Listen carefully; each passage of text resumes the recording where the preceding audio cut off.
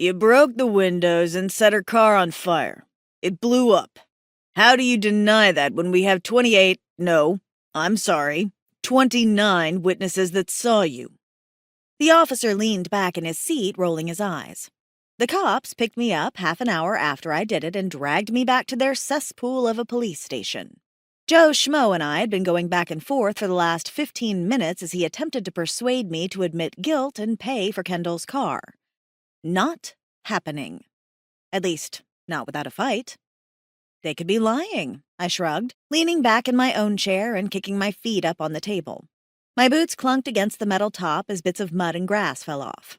They hadn't even bothered to handcuff me when I was arrested, but I wasn't exactly new to this. Me and Joe were on a first-name basis. Practically. Get your damn shoes off the table, Morningstar, he scolded. Guess we're on a last-name basis today. Joe swatted at my feet and I pulled them off the table, leaving dirty streaks across the reflective surface. I'm not afraid of Kendall. She got what was coming to her, I huffed, crossing my arms over my chest. Joe let out a sigh of exasperation and scratched his head.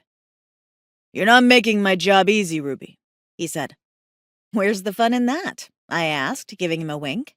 The man had a pretty average build for any American man over 40 who spent a lot of time at his desk and interrogating low-priority criminals.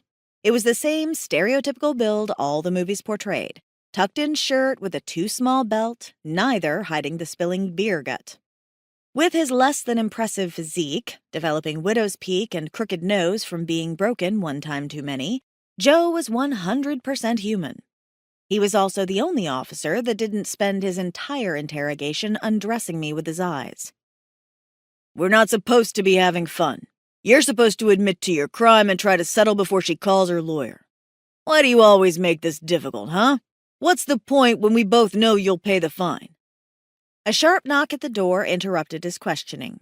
The chair scraped the tile as Joe scooted back and got to his feet. I listened intently as the second officer leaned over and told him my bail had been paid, taking his leisure of watching me while I cocked an eyebrow and snorted. His tongue flicked out, licking his bottom lip. Not a chance, buddy, I smirked to myself as Joe turned back to me, oblivious to the silent encounter I had with the pervy officer. You're in luck. Someone paid your bail, Joe said, giving a sad shake of his head. To his credit, he just doesn't know what to do with me. I was more than most humans could handle. We demons were fickle creatures. Looks like Moira did get my message after all, I said.